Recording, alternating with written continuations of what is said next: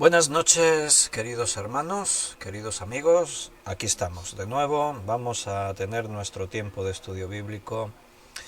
Venimos a la palabra de Dios para escuchar la voz de Dios, porque si es la palabra de Dios, pues Él quiere hablarnos. Volvemos a nuestra serie Personajes de la Biblia y hoy comenzamos un personaje nuevo, ya que el último día terminamos de ver la vida de Esther, la reina Esther.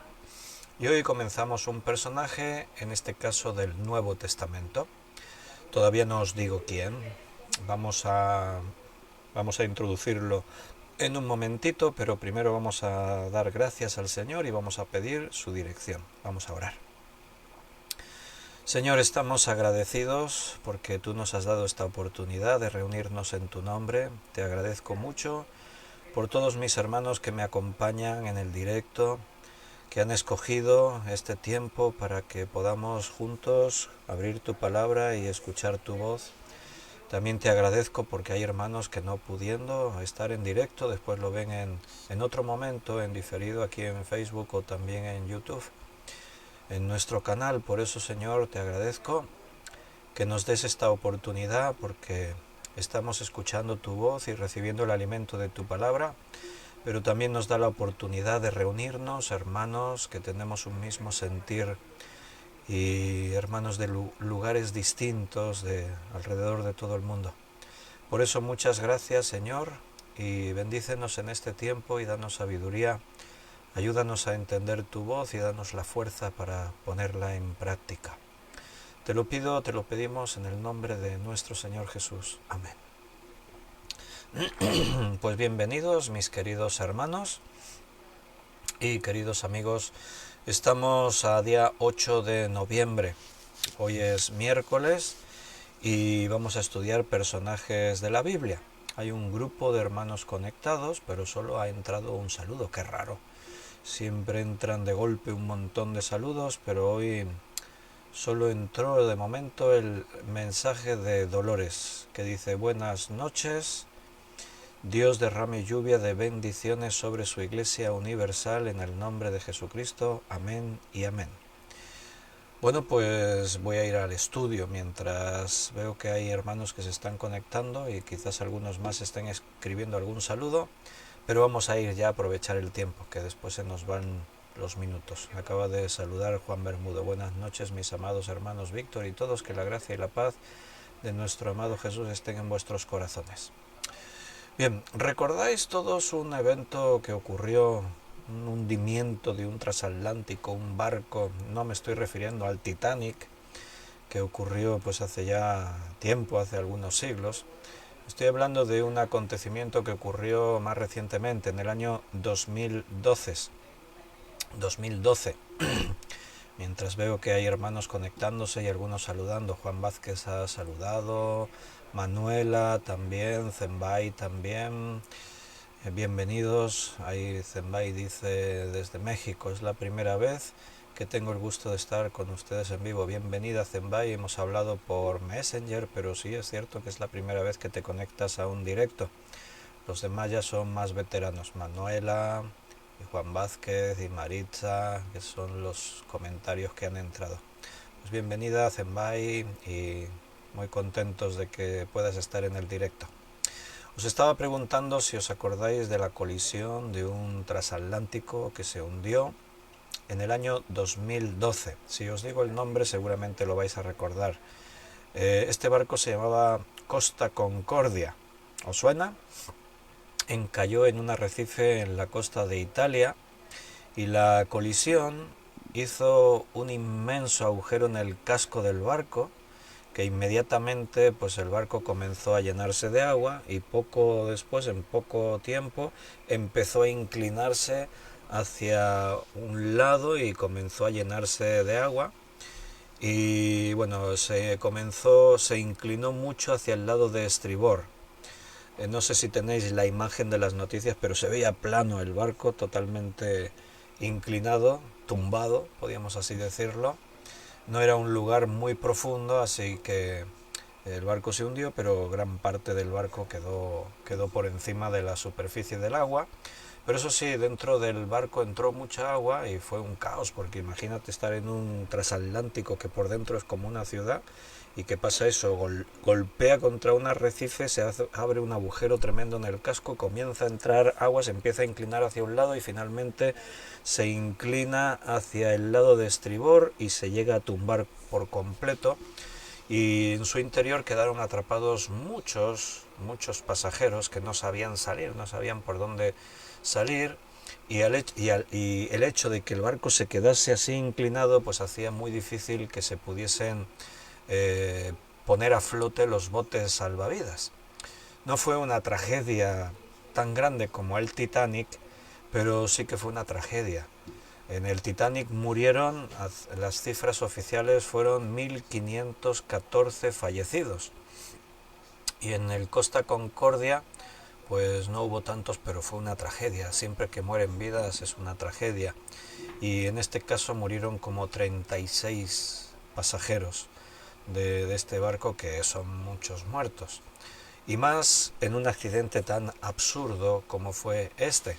Resulta que el capitán del barco, Francesco Schettino, pues resulta que quiso impresionar a alguien y hizo que el barco navegase fuera de su ruta, de la ruta que ya está establecida, que es segura, y quiso acercarse mucho a la costa para impresionar, ¿no?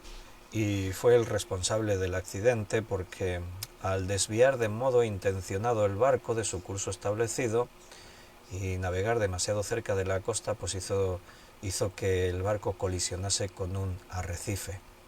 Y no solo eso, sino que lo que aún hizo la tragedia más sonora fue la cobardía del capitán del barco, cuando mientras que cientos de pasajeros permanecían a bordo y no sabían salir, y porque no tenían botes salvavidas y estaban esperando que los rescataran, pues el capitán Schettino se subió a un bote salvavidas y se alejó del naufragio que él mismo había provocado, ¿no? Seguramente habéis escuchado que en un naufragio el capitán es el último que abandona el barco. Eso es una norma de la navegación, porque el capitán es el responsable de todos los pasajeros que van a bordo, y más aún si el que ha provocado el accidente ha sido tú.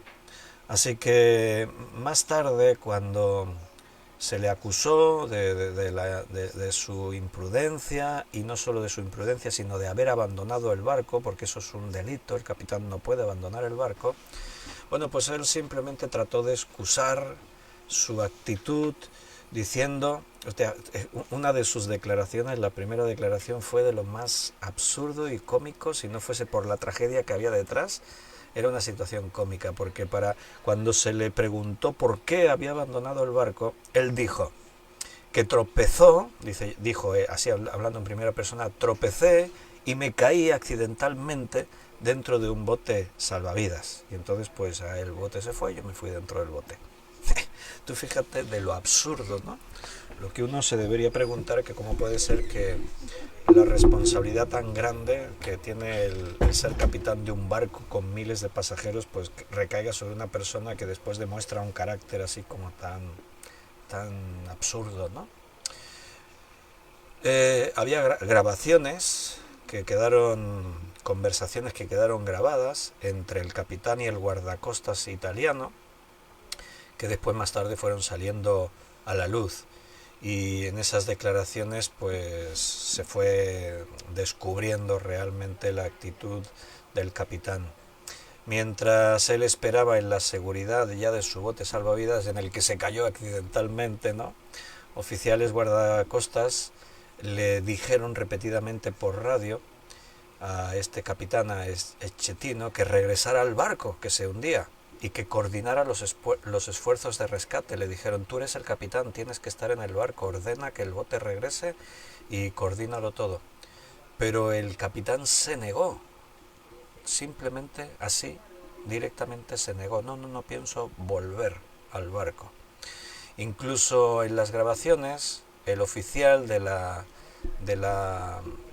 Marina Salvavidas de Italia le llegó a decir, y te voy a citar textualmente las palabras que quedaron registradas de la grabación, este oficial le dijo: ¿entonces qué? Así está exaltado, gritándole, ¿no?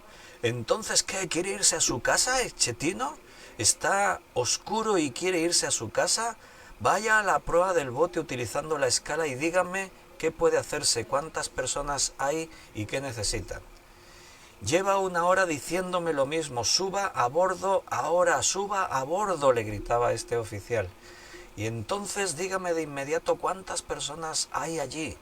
Así estuvieron mucho tiempo insistiéndole, pero el capitán nunca regresó a su barco. Al contrario, se ocultó, se escondió en el bote salvavidas, paralizado por el miedo y negándose a ayudar a los mismos pasajeros a los que él había puesto en peligro, de los cuales recuerda que te dije antes que 36 por lo menos murieron, perecieron. Mira, todos los capitanes de barco tienen esa obligación de permanecer en la nave hasta que el último pasajero esté a salvo. Y eso es una declaración jurada que todos los capitanes hacen. Pero el miedo hizo que él por el miedo él hizo que abandonase su puesto, se comportase como un verdadero cobarde. Y bueno, este acto, ¿por qué he empezado hablándoos de esto? Aún no os he dicho qué personaje vamos a estudiar. Bueno, antes os dije que es uno del Nuevo Testamento y es un personaje que huyó. Un personaje que huyó por lo menos 2 veces. Y por eso hemos empezado hablando aquí, porque no fue lo mismo, no era capitán de un barco y no huyó por las mismas consecuencias, pero huyó 2 veces y entonces pues quería ilustrar que este hombre que vamos a estudiar en esta noche y seguramente algún que otro estudio más, pues también tuvo esa actitud cobarde en 2 momentos determinados de su vida y en relación con Cristo o con su obra. ¿De quién estaré hablando? ¿Cuál es el personaje que vamos a estudiar en esta noche? Bien, no sé si alguien lo adivina, os he dado algunas pistas, pero os lo digo ya y aprovechamos el tiempo. Vamos a hablar de Marcos, el Evangelista, o como se le conoce también, Juan Marcos. Así aparece su nombre en el libro de Hechos, si me acompañáis allí, capítulo 12, ahí se menciona a la iglesia que estaba orando en la casa de la madre de Juan Marcos. Ahí está ese detalle. No sabemos demasiado de Juan Marcos, no sabemos mucho de uno de los 4 evangelistas, pero bueno, sabemos una serie de cosas. Aquí en este capítulo 12 de Hechos estamos hablando de que más o menos era el año 45 después de Cristo y el rey Herodes, Agripa I, perseguía a la iglesia para mantener el favor con la poderosa élite de los judíos. Y entonces Herodes se proponía matar cristianos y apuntaba al liderazgo de la iglesia. En el liderazgo estaban los apóstoles. Entonces, primero apresaron a Jacobo, el hermano de Juan el otro evangelista. Y inmediatamente después de apresarlo, lo ejecutaron, lo mataron a espadas. Y entonces, dice ahí el texto de Hechos 12:6, y cuando Herodes le iba a sacar, aquella misma noche, no, espérate un poquito antes, así, en el versículo 1, Hechos 12:1, en aquel mismo tiempo el rey Herodes echó mano a algunos de la iglesia para maltratarles, y mató a espada a Jacobo, hermano de Juan, uno de los apóstoles, uno de los 12. Aquí Herodes pues fue osado. Dice, y viendo que esto había agradado a los judíos, procedió a prender también a Pedro. Eran entonces los días de los panes sin levadura. Entonces Herodes prueba No va a uno de los principales líderes como era Pedro, por ejemplo, y Juan, pero recuerda que de los apóstoles siempre hubo tres que destacaron: Pedro, Jacobo y Juan. Así que Herodes va por el liderazgo directamente. De entrada no se atreve a tomar a Pedro y ejecutarle, pero se atreve con Jacobo, a ver qué pasa. Y comprueba que mata a Jacobo y el pueblo lo recibieron con agrado. Dice ahí, se alegraron. Así que entonces Herodes toma más atrevimiento, captura a Pedro, evidentemente con la intención de ejecutarle. Solo que en este caso Pedro va a ser librado de la cárcel. Es uno de los relatos más memorables de la historia de la iglesia primitiva. Pedro está encarcelado en el interior de una celda y está vigilado por un escuadrón de soldados romanos. Esa noche durmió entre dos guardias, y todos estos elementos que tenían la intención de asegurar que Pedro no fuese a escapar o ser liberado por alguien, fueron totalmente inútiles cuando Dios decidió que Pedro no iba a morir en ese día y Dios quería liberarlo.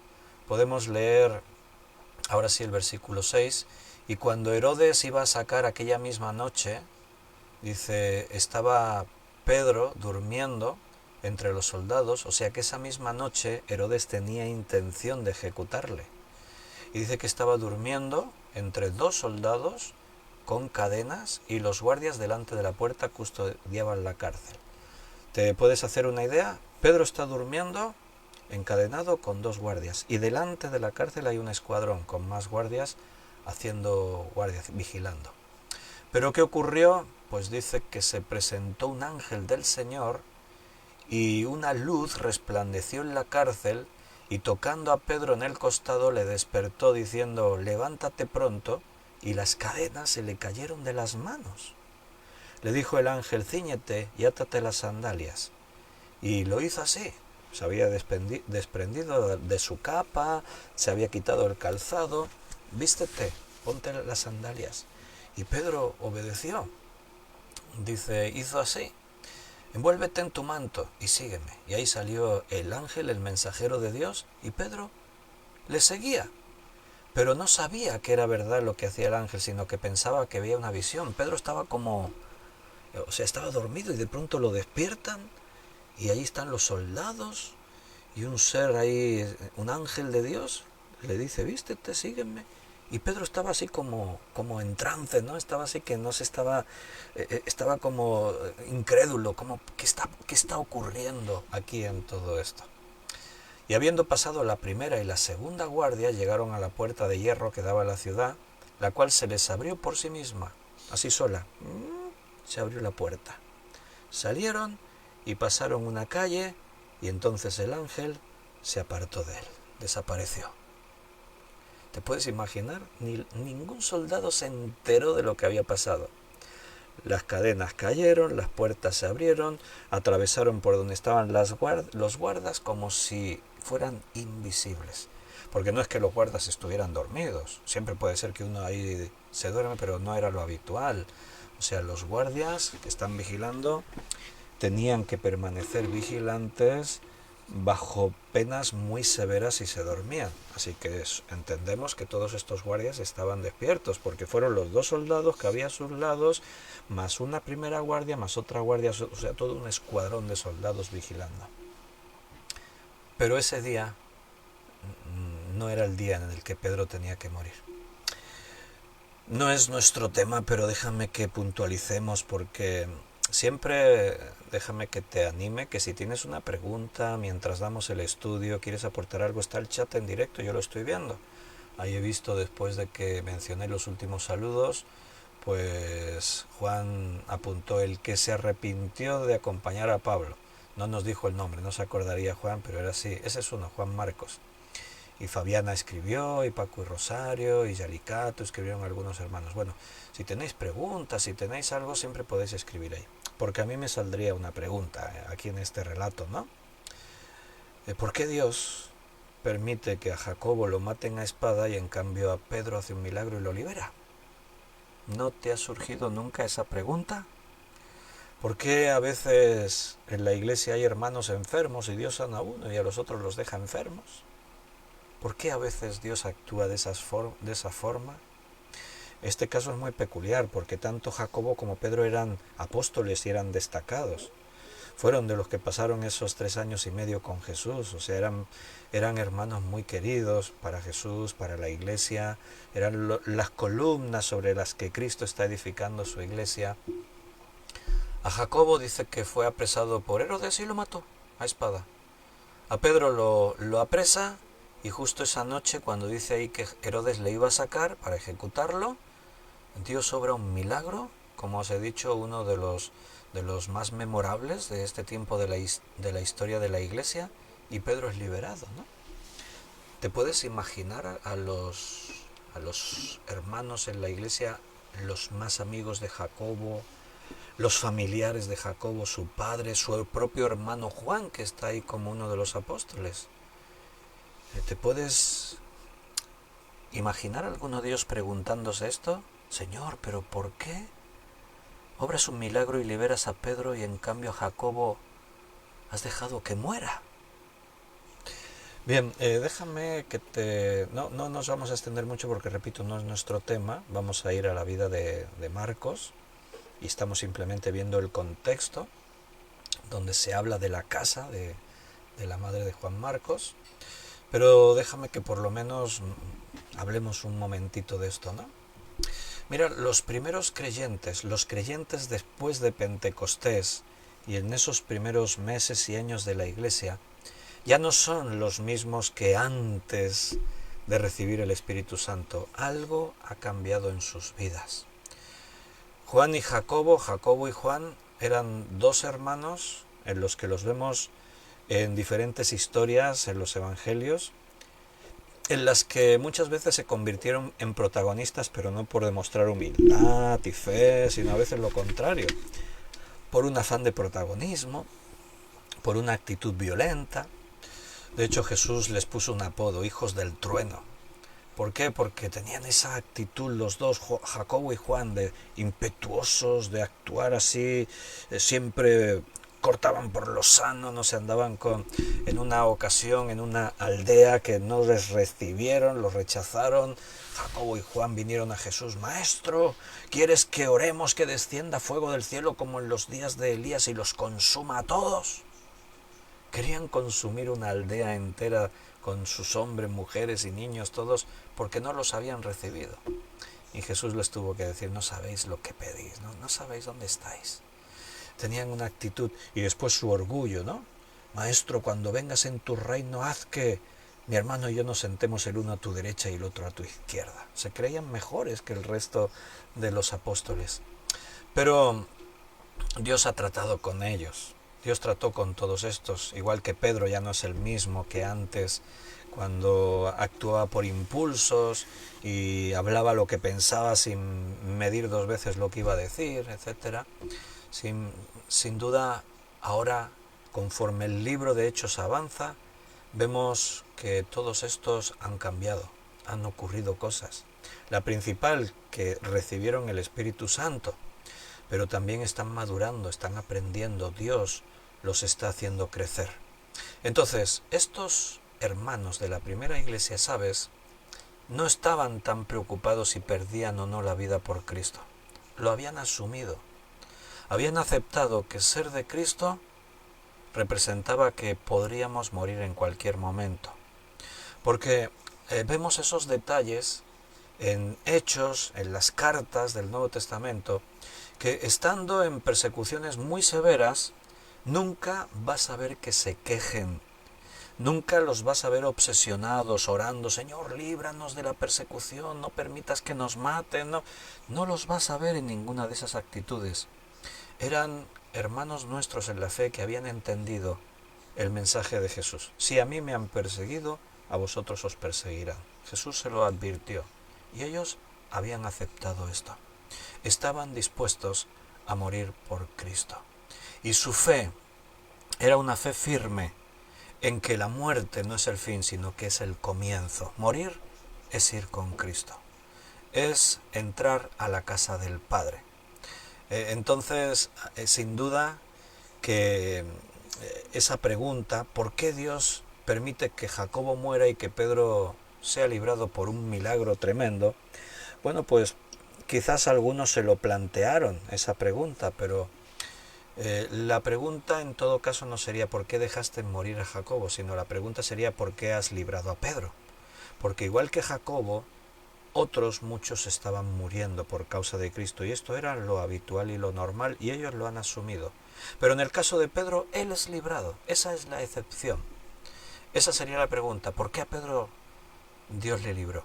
Bueno, pues porque no era el tiempo para Pedro. Dios tenía aún cosas que hacer a través de este hombre, de este apóstol, y por lo tanto Pedro, tú sabes que es uno de los escritores del Nuevo Testamento, él va a escribir 2 cartas. O sea, aún había cosas que Pedro tenía que hacer antes de irse. Todos nos vamos a ir de esta vida, todos vamos a morir. La pregunta es ¿cuándo? No lo sabemos. Pero el tiempo es relativo. Al final, aquí lo importante no es que yo viva 2 o 3 años más que tú. Aquí lo importante es que el día que nos vayamos tengamos la certeza que nos vamos con nuestro Señor. Ayer en el estudio de primera carta de Juan hablábamos de la muerte. Estábamos precisamente hablando de esto también.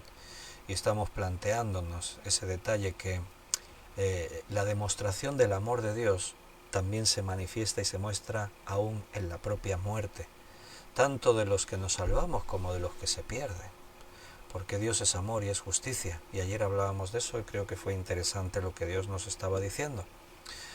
Entonces Pedro es librado, ¿por qué? Porque era favorito del Señor y Jacobo no. No, claro, Dios no hace acepción de personas, simplemente entra dentro de su voluntad. Pero esto nos enseña 2 cosas, que ninguno de los que estamos aquí somos imprescindibles. O sea, en cualquier momento Dios decide que nos vayamos con Él y nos vayamos, y nos vamos. Y por otra parte, nuestra vida está en sus manos. Si Él decide que aún tenemos que seguir aquí a hacer cosas, aquí estamos. Como decía Pablo, sea que vivamos o sea que muramos, del Señor somos. ¿Verdad? Bueno, ¿lo crees esto, hermano? Es importante que lo creas así. Sea que vivas o sea que mueras, sea que sea lo que ocurra en tu vida, eres del Señor, estate tranquilo. Entonces Pedro se ve en la calle, ve que esto no esto que estoy soñando, es que ha ocurrido un milagro, así que volviendo en sí, dice el versículo 11, se dijo, ahora entiendo verdaderamente que el Señor ha enviado su ángel y me ha librado de la mano de Herodes y de todo lo que el pueblo de los judíos esperaba. O sea, que esto está demostrando que aún el propio Pedro, siendo Pedro, había aceptado que esa era su última noche. O sea, Pedro no estaba esperando ser rescatado milagrosamente. Él había aceptado su destino. Él había aceptado, si Herodes me mata esta noche, me voy con mi Señor, sea bienvenido. Ya algunos hermanos suyos, Esteban, Jacobo y otros creyentes, ya habían entregado sus vidas por Jesús, así que Pedro había aceptado eso. Por eso no se lo terminaba de creer, y cuando se ve libre, dice, ahora entiendo lo que ha ocurrido. Dios me ha librado de la mano de Herodes. Y habiendo considerado esto, llegó a casa de María, la madre de Juan, el que tenía por sobrenombre Marcos, donde muchos estaban reunidos orando. Ahora volveremos aquí, hablaremos un poco ya de este detalle, pero ya que estamos aquí vamos a terminar de ver un poco la historia, ¿no? Dice, cuando llamó Pedro a la puerta del patio, salió a escuchar una muchacha llamada Rode, la cual cuando reconoció la voz de Pedro, de gozo, no abrió la puerta, sino que corriendo adentro dio la nueva de que Pedro estaba en la puerta. O sea, Pedro llama a la puerta, estaban las puertas cerradas, tenían temor, estaban apresando a creyentes y los estaban ejecutando. Y ahí estaban los creyentes orando, unidos. Y llaman a la puerta y esta muchacha pregunta, ¿quién es? Y ahí se oye al otro lado la voz de Pedro, ya lo reconoce. ¡Soy yo, Pedro! ¡Ábreme! Hay un momento que la muchacha se queda ahí así pensando y se mete corriendo para adentro, dice, de gozo. Ella se alegró, Pedro está vivo. Y se va corriendo y ni le abrió la puerta, lo deja ahí en la puerta, ¿no? Entra corriendo a dar la noticia. oye, Pedro está en la puerta, está vivo, está llamando. ¿Y cuál fue la reacción de los creyentes? Versículo 15. Estás loca, Rode. No puede ser Pedro. A estas horas es posible que ya esté ejecutado. O sea, estás loca. Pero ella aseguraba que os aseguro que he oído la voz de Pedro. Pero ellos le decían, será su espíritu, su ángel. Pedro debe estar muerto. Y Pedro mientras, bum, bum, bum, dice, persistía en llamar. Oye, no me dejéis aquí en la calle, abridme. Así que dice, cuando abrieron y le vieron, ¿qué dice ahí? ¿Cómo se quedaron? Atónitos. No se lo creían. Pero él haciéndoles con la mano la señal de que callasen, porque se formó un jaleo que ni se oía allí nada, no le dejaban hablar a Pedro. Entonces él les contó cómo el Señor le había sacado de la cárcel y dijo, haced saber esto a Jacobo y a los hermanos. Y salió y se fue a otro lugar. Jacobo aquí es el hermano de Jesús, que está tomando un papel de liderazgo en la iglesia en Jerusalén y también en general. Contarle esto a todos los hermanos, a Jacobo, que es uno de los ahora ya principales líderes, y a todos los demás hermanos. Quiero que te fijes en el detalle. La iglesia no estaba orando para que Dios salvase a Pedro de la cárcel. Porque si yo estoy creyendo, la oración es de fe, estoy, Señor, libra a Pedro, Señor, sálvalo, estoy ahí orando, y se encuentra Pedro en la puerta, ¿cómo reaccionamos? Ah, Señor, gloria a ti, nos has escuchado, gracias, Señor, por responder a nuestra oración. Pero ellos no se lo creían, estaban atónicos, decían, no puede ser que Pedro esté en la puerta. ¿Por qué? Porque ellos habían asumido que si ayer murió Jacobo, hoy morirá Pedro y después seguiremos otros tantos. Habían aceptado el precio de seguir a Jesús. Jesús se lo anunció, les dijo que vendría tribulación sobre ellos, que serían llevados cautivos a prisiones y que serían asesinados por causa de su nombre. Y ellos lo han aceptado. Entonces, ¿por qué oraban? Bueno, pues por las mismas oraciones que tú encontrarás en todo el Nuevo Testamento. Señor, ayúdanos a entender tu amor por nosotros, danos fuerza, aumenta nuestra fe, Señor, ayúdanos a comprender cuál es la dimensión de tu amor, la altura, la anchura, la longitud, la profundidad de tu amor, ayúdanos, Señor, a permanecer fieles, que nuestra fe no falte. Por eso oraban los creyentes de este primer tiempo. Y el Señor hacía milagros cuando quería. Más allá de que los creyentes se propusieran visualizar y confesar positivo y tener una fe para obrar milagros. No, los milagros decidía el Señor cuando los hacía. Pero vámonos a ese detalle de que dice que llegaron a la casa de Juan Marcos, de la madre de Juan Marcos. Aquí solo se incluye como una nota a pie de página. O sea, la historia es la liberación de Pedro. Y dentro de esta liberación de Pedro, de ese milagro tan increíble, pues se nos explica que dónde estaban los hermanos orando, en la casa de María, la madre de Juan, el que tenía por sobrenombre Marcos. Y este es el primer lugar en toda la Escritura en el que aparece el nombre de Marcos. Juan era su nombre judío y Marcos era su nombre gentil, con el que más comúnmente se le conocía. Entonces el pasaje no nos revela nada más acerca de Juan Marcos. De hecho, su nombre solo se usa para distinguir a la madre, a su viuda madre, de las otras mujeres bajo el apelativo María del Nuevo Testamento. Tú sabes que hay unas cuantas Marías. Pues aquí, para distinguir a esta María, para hacer esa distinción, es que se menciona a Juan Marcos, si no, ni siquiera se habría mencionado. Pero este versículo nos dice algún dato importante acerca de la vida de Marcos. En primer lugar, podemos notar que había sido educado y criado por una mujer. No sabemos en qué momento el padre ya no estaba, era huérfano de padre, no sabemos por qué su padre no estaba, murió, en qué momento, no sabemos. Pero eso nos dice que Juan pues fue educado por una mujer y que era creyente y era devota, porque su casa era un lugar de reunión para los creyentes en Jerusalén. Así que este es un dato importante. La Biblia a veces nos deja datos que podrían pasar por alto, pero son importantes a tener en cuenta para después entender otras cosas. Hay otro personaje que es similar a este en el Nuevo Testamento, y me refiero a Timoteo, en el que también se menciona que, igual que Marcos, Timoteo fue educado por su madre Eunice, y también ahí en su educación jugó un papel importante su abuela, Loida.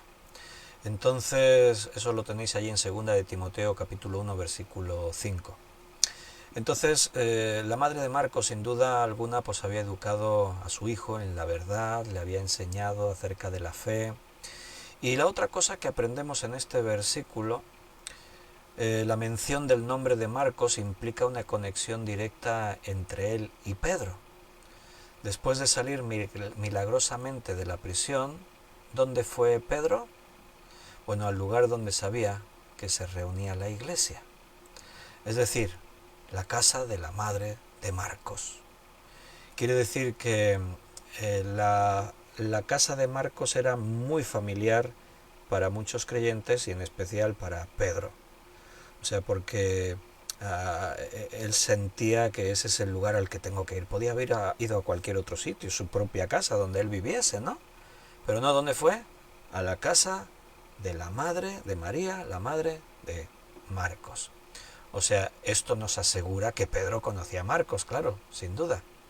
Y como veremos, esa relación resultó ser de un valor muy grande, de un valor incalculable, más adelante en la vida de Marcos. Así que ahí tenemos que tener en cuenta estos detalles para lo que iremos viendo. Pero vamos más allá de este dato. Teníamos que citar este texto porque es la primera vez que se menciona el nombre de Juan Marcos en la historia de la Iglesia. Pero hemos comenzado hoy el estudio hablando del Costa Concordia, el barco que se hundió, y de su cobarde capitán que huyó en medio del naufragio, ¿no? Bien, y decía yo, ¿por qué hemos comenzado así? Pues porque el personaje que vamos a estudiar a partir de esta noche, pues resulta que también huyó. Por lo menos sabemos que huyó en 2 ocasiones. Alrededor del tiempo de la liberación de Pedro, Pablo y Bernabé fueron a Jerusalén desde Antioquía de Siria, que era la tercera ciudad más grande del Imperio Romano en ese momento histórico, y fue allí donde Pablo y Bernabé están ejerciendo como pastores de una iglesia que principalmente era de gentiles. Quizás había algunos judíos, pero eran más gentiles convertidos que los judíos. Y después de recoger ofrendas entre todos los creyentes de las iglesias de Antioquía, tanto Pablo como Bernabé, que están haciendo pareja en este viaje misionero, viajan hacia el sur, llegan hasta Jerusalén para llevarle a los creyentes que están en esta zona de Judea algunas ofrendas, porque dice el texto de Hechos, capítulo 11, versículo 28 al 30, y levantándose uno de ellos llamado Ágabo, daba a entender por el Espíritu que vendría una gran hambre en toda la tierra habitada, la cual sucedió en el tiempo de Claudio. Entonces los discípulos, cada uno conforme a lo que tenía, determinaron enviar socorro a los hermanos que habitaban en Judea, lo cual en efecto hicieron enviándolo a los ancianos por mano de Bernabé y Saulo y Pablo. Entonces ellos traen una ofrenda para los santos, para los creyentes de Jerusalén y la zona de Judea, porque ahí el hambre se hacía notar mucho más y había mucha necesidad. También esto afectaba a los creyentes, a los cristianos, seguramente más que a los gentiles y otros, porque los creyentes, recuerda que están siendo oprimidos y están siendo perseguidos, y esto les limitaba y les coaccionaba en muchas de sus actividades cotidianas de la vida, trabajos y otras cosas. Entonces, al terminar su envío, y se preparan Pablo y Bernabé para regresar a la iglesia de Antioquía.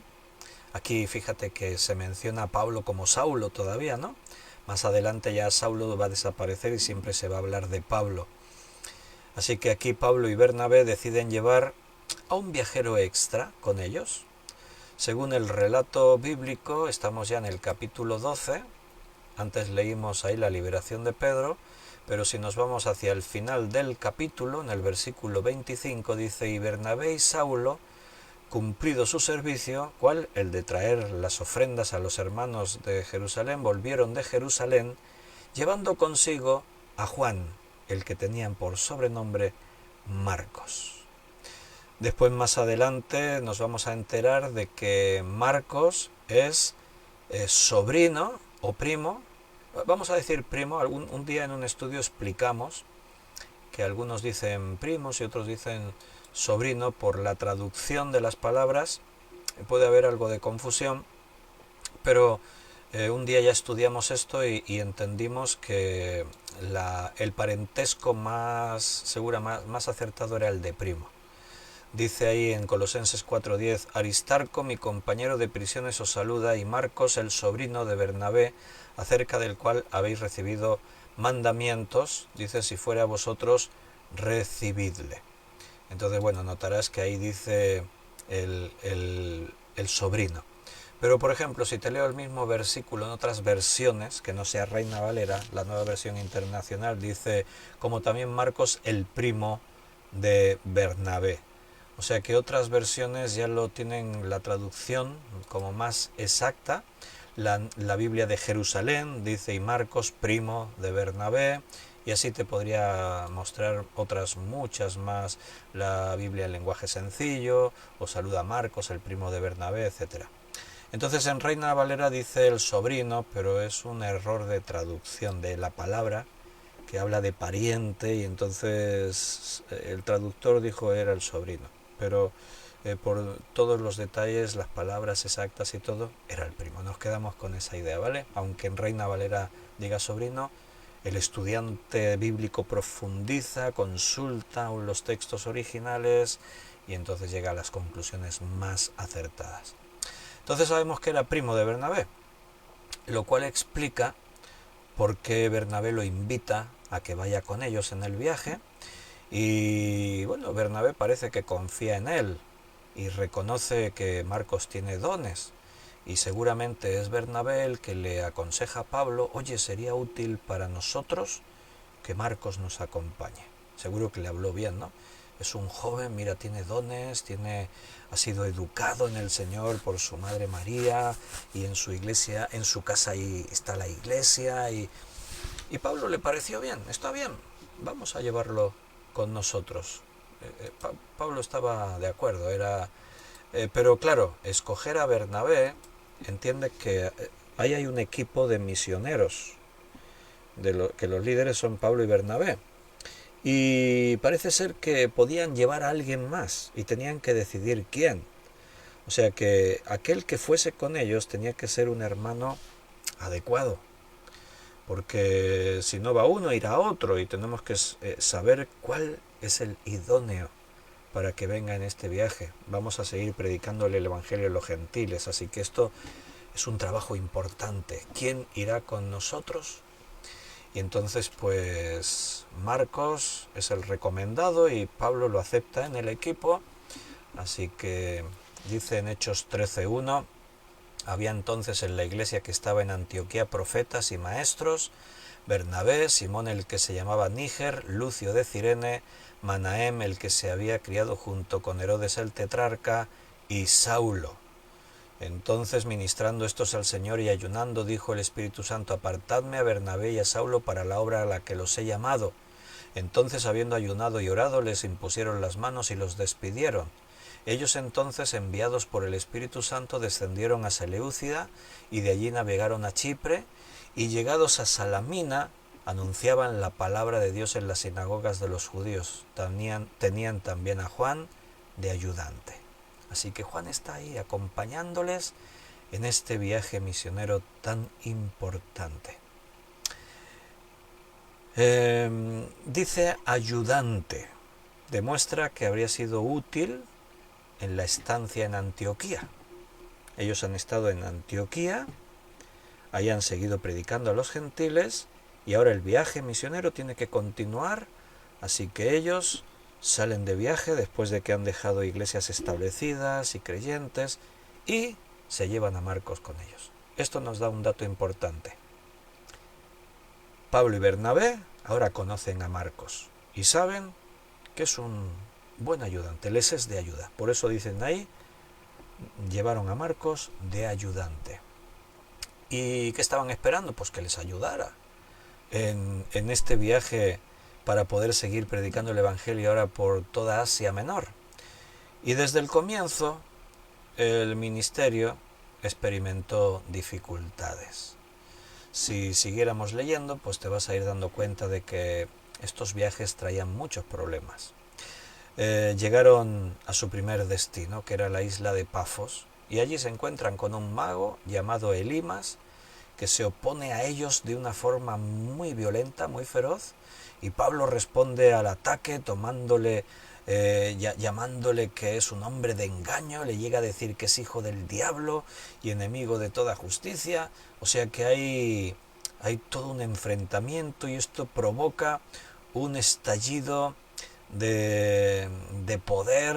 Por un lado, mira, versículo 11, ahora pues, he aquí la mano del Señor está contra ti, serás ciego y no verás el sol por algún tiempo. E inmediatamente cayeron sobre él oscuridad y tinieblas, y andando alrededor buscaba a quien le condujese de la mano. O sea, este tal Elimas, el mago, quedó ciego por el poder sobrenatural de Dios. Y bueno, continúan el viaje y las dificultades continúan. Y empiezan a aparecer resistencia, oposición por todas partes. El propio apóstol Pablo contrajo una grave enfermedad, no sabemos bien cuál era. Se dice que pudo ser una especie de malaria, unas fiebres, se dice que pudo ser una especie de dolencia que había en esa época por esa zona, que eran unos dolores de cabeza fortísimos y que no desaparecían. No sabemos qué enfermedad fue, ni siquiera si tuvo relación con ese aguijón que él menciona en su carne después, pero ahí se nos dice que él quedó enfermo. Esa referencia la tenemos más detallada en la carta a los Gálatas, capítulo 4, versículo 13 al 15. Pues vosotros sabéis que a causa de una enfermedad del cuerpo os anuncié el Evangelio al principio, y no me despreciasteis ni desechasteis por la prueba que tenía en mi cuerpo, antes bien me recibisteis como un ángel de Dios, como a Cristo Jesús. ¿Dónde pues está esta satisfacción que experimentabais? Porque os doy testimonio de que si hubieseis podido, os habréis sacado vuestros propios ojos para dármelos. ¿Una enfermedad que tenía que ver con los ojos? ¿O simplemente es una expresión exagerada como decir, os habréis puesto en mi lugar? Es más, os podríais sacar los ojos por causa mía. Algunos dicen que precisamente Pablo les escribe diciendo, mirad con cuán grandes letras os escribo, como queriendo decir quizás sí que tenía un problema en sus ojos. Puede ser, pero bueno, no es el caso, da igual. No es la cuestión, lo importante no es esto. Aquí lo importante, volvemos a lo que estábamos hablando antes, es que estos son hombres de Dios, Pablo, Bernabé, que son enviados por Dios para predicar, pero sufrían situaciones como las nuestras. Cuando escuches a alguien predicar diciendo el cristiano no tiene por qué estar enfermo, porque si tienes fe tienes que orar y en el nombre del Señor, dile que se lea estos pasajes al que predica así, porque los cristianos enferman y los cristianos son atribulados y lo aceptan porque creen en el Señor. Y cuando yo creo que lo que me viene porque Dios lo permite y algún propósito Él tiene, lo aceptas y no te deprimes, no te hundes, no te desesperas. Señor, ¿por qué permites que me pase esto? No, siempre hay un propósito. De hecho, Pablo, hemos leído ahí en Gálatas, que él dice que por causa de esta enfermedad os prediqué el Evangelio. Parece que la enfermedad lo paralizó, no iba donde él quería y se tuvo que quedar ahí, pero al quedarse ahí, resulta que fueron bendecidos otros que no entraban dentro del plan de viaje, y por culpa de esta enfermedad se tuvo que quedar ahí y ahí les predicó el Evangelio. Así que lo que te estoy intentando contar es que te vayas poniendo en la situación a ver cómo Marcos está mirando todo esto, ¿no? porque en Antioquía parece que las cosas estaban bien todas, pero estos viajes engendraban muchísimos problemas, situaciones violentas, oposiciones de los judíos, enfermedades que padecían, así que todo esto parece ser que estaba afectando al corazón de Marcos. Marcos se estaba desanimando. Marcos estaba viendo que esto no es lo que él esperaba. Así que dice en el versículo 13, habiendo zarpado de Pafos, Pablo y sus compañeros arribaron a Pergue de Panfilia, pero Juan, apartándose de ellos, volvió a Jerusalén. Juan Marcos decidió desertar, huir, marcharse. Y esto lo tenemos que ver como algo triste, pero vamos a ponerle unas comillas, lo vemos como algo triste, o sea, negativo en su historia, porque él decide apartarse de ellos. Cualquiera diría, mira, poder estar viajando con Pablo y Bernabé predicando la palabra, el Evangelio, qué honor, qué privilegio. Si te preguntasen a ti, ¿te gustaría volver atrás en el tiempo y ser un compañero de viaje de Pablo y Bernabé? Hombre, sí, pero tienes que aceptar que con el privilegio de viajar con estos dos gigantes de la fe, ibas a tener que sufrir, ibas a tener que atravesar situaciones violentas. Fueron golpeados en más de una ocasión, tuvieron que enfrentar enfermedades, oposición, tuvieron que huir a veces para salvar su vida. No te olvides de eso. Antes hemos criticado al capitán del crucero Costa Concordia y fue acusado y juzgado por haber abandonado el barco, porque cuando él se hizo capitán, hizo un juramento para, en caso de una situación como esta, quedarse hasta el final para ayudar a todos los pasajeros a salvarse. Pero humanamente, ¿qué habrías hecho tú cuando ves que un barco inmenso se vuelca, se cae de lado y sálvese quien pueda? Bueno, el capitán huyó como un cobarde. Igual que Marcos ahora está huyendo como un cobarde, pero te estoy diciendo esto para que veas que no los estoy acusando yo, como diciendo yo soy mejor que ellos, ¿no? Ni mucho menos. ¿Qué habría hecho yo en su lugar? No lo sé. El buen marino dice que no se prueba hasta que no enfrenta la tempestad. Nunca confíes en ti mismo más de lo justo, sino que aceptemos que somos débiles y por eso tenemos que velar y estar aferrados al Señor y a su poder, no a nuestra propia fuerza. El caso es que por las situaciones Marcos tuvo miedo y se fue, así de claro. Y no para ir a Antioquía y a la iglesia que habían dejado allí, sino que hizo, se fue a su casa en Jerusalén, se fue a la casa de su mamá, de María. Así que cierto de que entiendo que tuviese miedo, pero eso no tiene justificación. Jesús dijo que ninguno que pone la mano en el arado y mira atrás es digno de ser mi discípulo.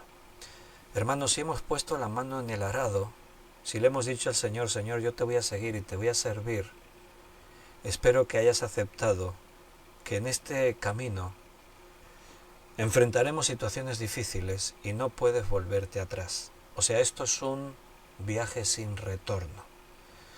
Yo creo que Pablo y Bernabé ya habían hablado con Marcos y Marcos ya sabía a dónde iban. El capitán del Costa Concordia sabía lo que implicaba ser capitán de un barco. Mira, si tú crees que no tienes valor, no te metas a capitán de barco. Si tú crees que no vas a poder soportar esto, no vayas con Pablo y Bernabé. Deja tu lugar a otro que sí que esté dispuesto a pagar el precio. El caso es que Pablo lo entiende como algo muy grave y después de que han pasado años, no 2 días, no, pasaron ya algunos años y resulta que cuando ellos van a comenzar el segundo viaje misionero, lo tienes en Hechos capítulo 15, han completado todo su primer viaje misionero, han pasado años Y van a salir de segundo viaje misionero, los dos siguen juntos, Pablo y Bernabé, eso lo tienes Hechos 15:36. Después de algunos días, Pablo dijo a Bernabé: volvamos a visitar a los hermanos en todas las ciudades en que hemos anunciado la palabra del Señor para ver cómo están. O sea, vamos a un segundo viaje misionero para reforzar las iglesias que nacieron de nuestro primer viaje. Y Bernabé quería que llevasen consigo a Juan, el que tenía por sobrenombre Marcos. ¿Pero qué pasó? ¿Qué dijo Pablo? Pablo dijo: ni hablar. Pero Pablo no le parecía bien llevar consigo al que se había apartado de ellos desde Panfilia, al desertor, al cobarde, y no había ido con ellos a la obra. Así que Pablo dijo: no, no, ni hablar, Marcos no viene. No se lo merece, no confío en él. Mira, no es que por el carácter de Pablo y por otras cosas que veremos más adelante, Pablo no tenía ningún problema con Marcos, o sea, personal. No es que le guardara rencor o que... No, para nada. Y eso lo veremos más adelante en próximos estudios, porque hoy ya en 2 minutos termino. Pero es que Pablo era un hombre muy serio en cuanto a las cosas de Dios se refiere. Él vivía y moría para predicar a Cristo.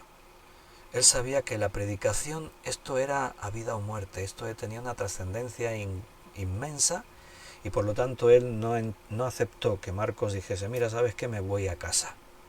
No lo aceptó. Así que Bernabé quería llevarlo y Marcos dijo que no, que ni hablar. Estamos más o menos en el año 50, después de Cristo en este momento. Y aquí la palabra clave que tenemos sobre Marcos es cuando dice: al que se había apartado de ellos. Pablo le dice: no, Marcos se apartó de nosotros, es un desertor, es débil, huyó del campo de batalla, así que no me voy a arriesgar a que venga y haga otra vez lo mismo. Bernabé significa padre de consolación, es un hombre más tolerante, más consolador. Marcos es su primo, quiere darle otra oportunidad. Pero Pablo, con una firmeza que no se va a dejar doblegar, rehúsa permitirlo. No, Marcos no viene. ¿Y qué dice versículo 39? Y hubo tal desacuerdo entre ellos que se separaron el uno del otro. Bernabé, tomando a Marcos, navegó a Chipre, y Pablo, escogiendo a Silas, salió encomendado por los hermanos a la gracia del Señor y pasó por Siria y Cilicia, confirmando a las iglesias. Así que la discusión fue considerable, porque Marcos se convierte en un obstáculo entre Pablo y Bernabé, hasta tal punto que esa brecha que se crea, provocada por Marcos, hace que los inseparables compañeros de todo el primer viaje misionero, Pablo y Bernabé, terminen separándose. Así que esto lo vamos a tener en cuenta. Una de las primeras cosas que sabemos de Marcos es que provocó una división de iglesia. Bueno, no exactamente. ¿Por qué? Simplemente se separaron como compañeros de viaje. No es que se dejaron de hablar, no es que ya no iban a querer saber nada el uno del otro, no. Simplemente no se pusieron de acuerdo en este detalle.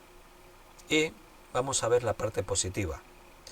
De un equipo misionero, gracias a Marcos, digo gracias entre comillas, surgieron 2 equipos misioneros.